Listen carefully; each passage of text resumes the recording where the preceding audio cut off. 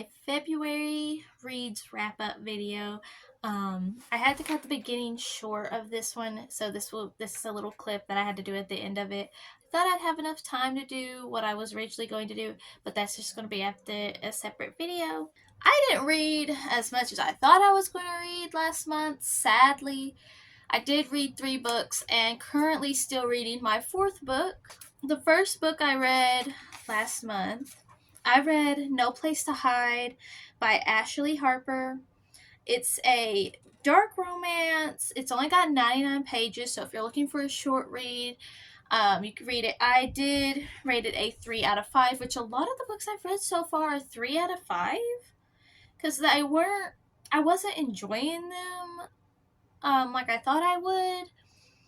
And I read this one on Kindle Unlimited. I deleted. I returned it, not deleted it, but I returned it back to Kindle Unlimited. Published September 7th of 2023.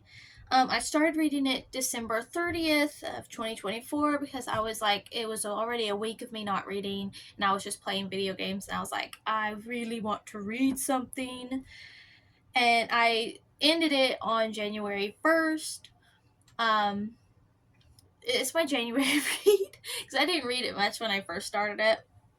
But it was a very short carnival dark romance type of book. It definitely wasn't a top read, obviously. It was real short. It was okay-ish for me. The guy was always like talking in such a way that I hated. Like, I know some people like to be degraded and stuff. I'm one of those people, but I'm also a praise princess. Like, I like to be degraded and praised at the same time. But he was talking that certain way to her while like nothing was happening, and it was like he just talked to her. It was like I didn't like it at all. I do think the carnival scenes were fun, but I did not like what he was saying. That just he would have. My personal opinion. Some people might be like, "Hey, it's okay in fantasy," but it was like I didn't like it. Second book I read was Punk 57 by Penelope Douglas. It was in high school enemies to lovers. It wasn't a dark romance like the cover might suggest. Wasn't that way to me, but it was definitely a high school enemies to lovers, friends to enemies to lovers. That's better saying. It was first published in October 18th of 2016. I started reading it January 1st, and I ended on January 8th. I rated it a 3-star again, read it on a Kindle Unlimited. The spice was a 2 for me out of 5, not gonna lie. There wasn't a lot of spice, but that is okay. Like, books are allowed to have no spice, and I will still enjoy them. My horror books, too.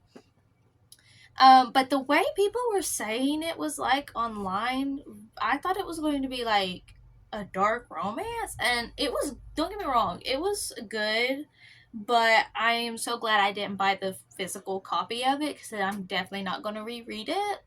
It was more slice of life and a type of growing up book more than anything. I was disappointed with the expectations I was given.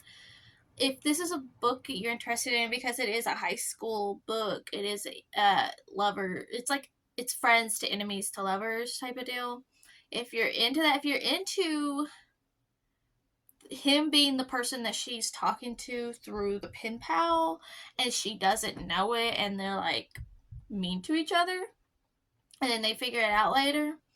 I mean, it was okay. It was really okay, and that's why I rated it a 3, because it was an okay read. I didn't love it, wasn't obsessed with it, but it was definitely okay. Book 3, a lot of y'all don't read splatterpunk, and that is okay if you don't read splatterpunk.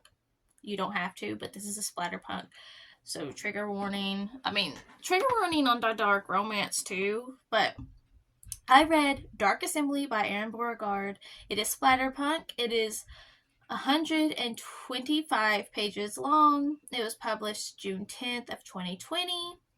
I started reading it January 13th, and ended it on January 19th. It was an okay read for me. Once again, it was 3 stars, and I read it on Kindle. I bought it. I bought it on Kindle. I did not return it. I'm going to keep it. It's mine. I want to support one of my favorite authors, even if I didn't really enjoy the book as much. It was a series of short stories, too. Unlike a lot of his books, it was tons of short stories. I was tempted to rate it a little higher because of the good spots that was in it, that I was grossed out completely. Because that's what, when you want to read a splatterpunk, you want to be grossed out. You want the gore. You want it, yeah. I've read a lot of his work, and a lot of it was 10 times better, and I look, I know nothing can compete to the Slob or the Playground. This one did not compete to it. The first story was my favorite out of the bunch. I'm not gonna lie, the first story was about a family and stuff, and the mom went a little crazy.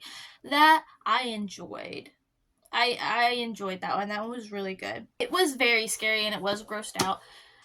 I can't think of a theme that he would have put for this book. I think it was just dark stuff and random stories that he just thought of. I could see his improvement throughout the years, and like it was really good. So if you want to read a beginning book, not beginning, but like it would be a good starting out point. Personally, I think if you want to get into splatterpunk, I think that would be the perfect starter. Do not read The Slob or The Playground if you are a beginner splatterpunk booker, or if you've watched splatterpunk movies, then you can, like, I'm pretty sure you can stomach the books. Like, there's no issue. That's what I did. I didn't read splatterpunk books. I watched the movies. But book 4 that I am currently reading. Round of applause. Ready?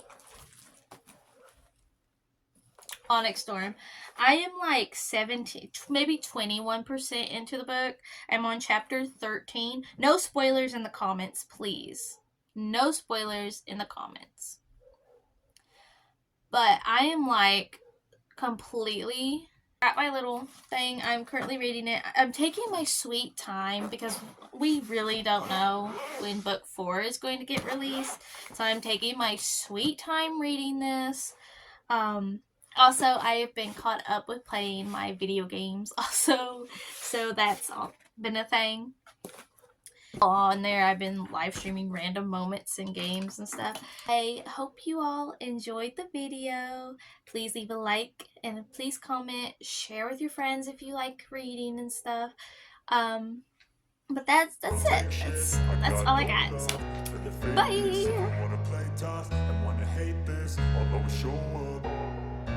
I don't ever slow up, no I don't take shit. I got no love for the fakeness. If you wanna play tough and wanna hate this, I'll always show up and make a statement. I don't ever slow up, no I don't take shit.